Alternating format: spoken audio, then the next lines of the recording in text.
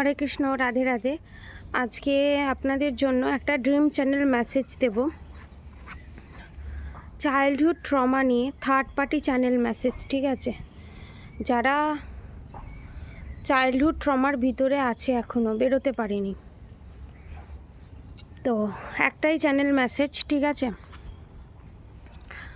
কারণ আমি সঙ্গে সঙ্গে আমার ড্রিম চ্যানেল মেসেজ হয়েছে, আমি সঙ্গে সঙ্গে উঠেই আমি ড্রিম চ্যানেল মেসেজটা আপনাদের সবার সাথে শেয়ার করছি। ঠিক আছে, থার্ড পার্টি। এবার চাইল্ডহুড ট্রমাটা কি? চাইল্ডহুড ট্রমা হচ্ছে ছোটোবেলাকার কিছু ট্রমা, যেটা বুঝতে না পারা কিন্তু সেখান থেকে কষ্ট ফিল হওয়া, দ্যাট ইজ চাইল্ডহুড ট্রমা।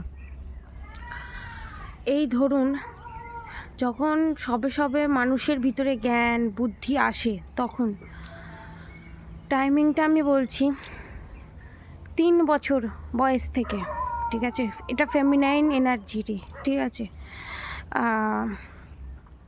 কোনো মহিলারই। ঠিক আছে, 3 বছর বয়স থেকে আপ টু 7 বছর নাহলে 6 বছর বয়সের ভিতরে কারা কারা ফেস করেছেন আমাকে জানাবেন। এবং যারা কমেন্ট বক্সে লিখতে পারছেন না, কারণ এই জিনিসটা এমন একটা কথা আমি বলতে চলেছি যেটা অনেকেই শকড হয়ে যেতে চলেছে।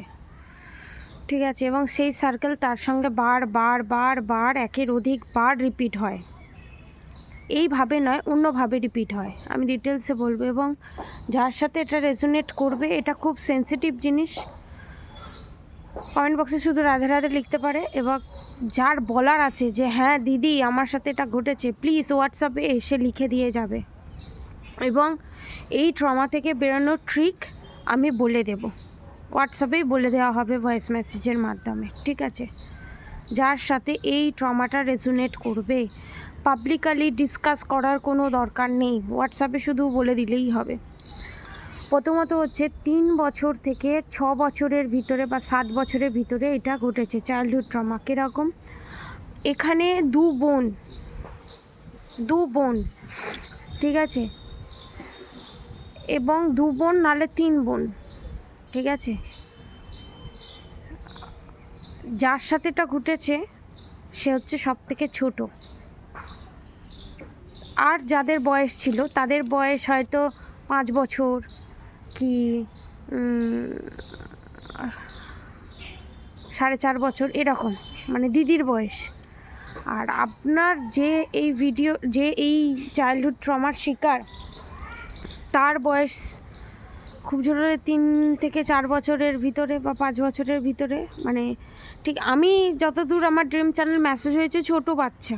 ঠিক আছে, তো আপনি যখন এমন কারোর ঘর আছে যে ঘরেতে সোফা আছে, তার পাশে খাট আছে, খাট যে আছে খাটের পেছন দিকে,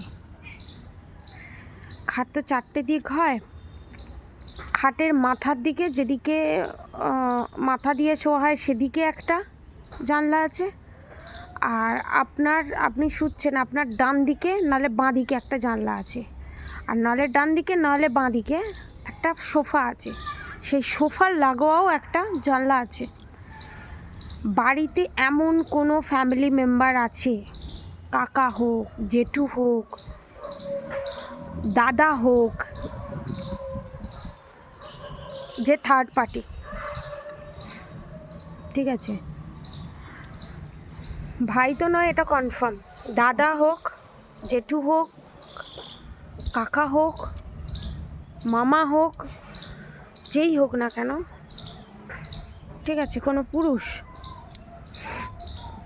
বাচ্চাটা কিছু বুঝতো না, বাচ্চাটার সঙ্গে জোর করে ফিজিক্যাল রিলেশনশিপে যাওয়া এবং ফিজিক্যালি হ্যারাসমেন্ট করা, এবং সেক্সুয়াল অ্যাটাচমেন্টে আসার পর একটা যেভাবে বাচ্চা হয় সেই প্রসিডিওর জোর করে করা, অ্যাকচুয়ালি বলতে গেলে রেপ করা।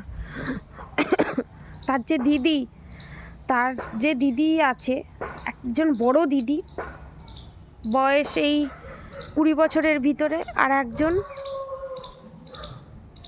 মেজ দিদি। যে বড় দিদি আছে সে কিন্তু মারা গেছে। ঠিক আছে, বা দুটো দিদি যে কেউ মারা গেছে, সে দেখেছে, সে কিন্তু কিছু করতে পারেনি, সেও একটা সময় সেটার শিকার ছিল। যে ছোট বোন সে দেখছে আর সে খালি একটা কথাই বলছে কনফার্মেশন, সে একটা মান্ত্রাই বলছে। আমার মান্ত্রাটা সত্যি আমার মাথাতে আসছে না কি মান্ত্রা, কিন্তু আমি শুধু একটা ভাইবসই পেয়েছি, রাধা রাধা রাধা রাধা মান্ত্রা বলছে আর বজরংবলির কোনো মান্ত্রা বলছে। ঠিক আছে, কেউ বজরংবলির ভক্ত, কেউ শিবের ভক্ত, কেউ রাধা মায়ের ভক্ত। ঠিক আছে, তাদের যে কোনো বীজ মন্ত্র আছে বা কোনো মন্ত্র আছে সে সেটা বলছে। এবং বাচ্চাটা অসম্ভব কাঁদছে। তার আমি মা বাবা কাউকে দেখতে পাইনি, হয়তো তার মা বাবা সেই সময় অন্য জায়গায় ছিল বা শুনতে পাইনি। অসম্ভব কাঁদছে, মানে অসম্ভব কাঁদছে। আর বাচ্চাটাকে এত কিউট দেখতে, এত সুন্দর দেখতে, ফর্সা, খুব সুন্দর দেখতে। তো যেই এইরকম করে থাকুক না কেন,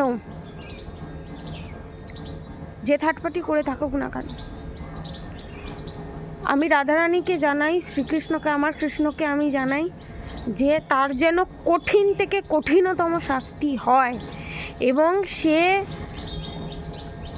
এমন তার পরিস্থিতি যেন হয় সে ভগবানের কাছ থেকে মৃত্যু চাইলেও তাকে মৃত্যু প্রদান যেন করা না হয়। ঠিক আছে, কারণ যে চ্যানেল মেসেজটা পেয়েছি প্রচণ্ড প্রচণ্ড প্যাথেটিক। আমি টোটালি রীতিমতো শকড। এবং জানি না আমাকে কেন এটা বলা হচ্ছে এখন এই মুহূর্তে। ঠিক আছে, সামনেই আমাদের মা কালীর মন্দির আছে, সেখানে পুজো হয়, তো তারই আওয়াজ। ঠিক আছে, তো আমার বাপের বাড়িতে। তো একটা কথা আমি বলবো যে বারবার এটাই বলছে যে সে তার কি জন্য এই পৃথিবীতে জন্ম হয়েছে সে জানতে পেরে গেছে। এবার কার সাথে রেজোনেট করবে সেটা আমি জানি না।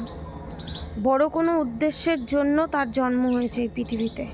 ঠিক আছে, হয়তো এটা আমার সাথেও রেজোনেট করতে পারে, আপনাদের কারোর সাথেও রেজোনেট করতে পারে, জানি না। তবে যে এই চাইল্ডহুড ট্রমাটা থেকে এখনও বেরোতে পারেনি, প্লিজ হোয়াটসঅ্যাপ করুন, কোনো চার্জেস লাগবে না। প্লিজ সমস্ত মনের কথাটা খুলে আমাকে জানান, আমি সব রকমভাবে চেষ্টা করব। হয়তো ধরনটা আলাদা হতে পারে, একটু বড় বয়সেও হতে পারে, কিন্তু হয়েছে। যে বয়সে যখনই হোক না কেন এই সিচুয়েশানটা, এই এনার্জিটা এসেছে। ঠিক আছে,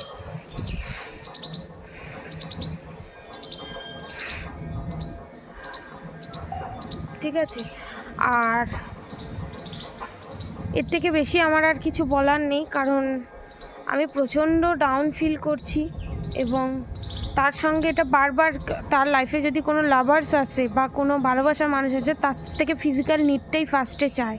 কারণ সে এই চাইল্ডহুড ট্রমা থেকে বেরোতে পারেনি, সে এই কার্মিক সার্কেলটা থেকে বেরোতে পারেনি, ব্রেক করতে পারেনি, যার জন্য এই জিনিসটা।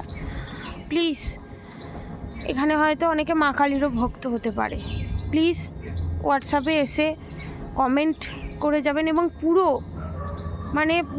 লোয়ার পার্ট, যেখান দিয়ে ইউরিন পাস হয়, যেখান দিয়ে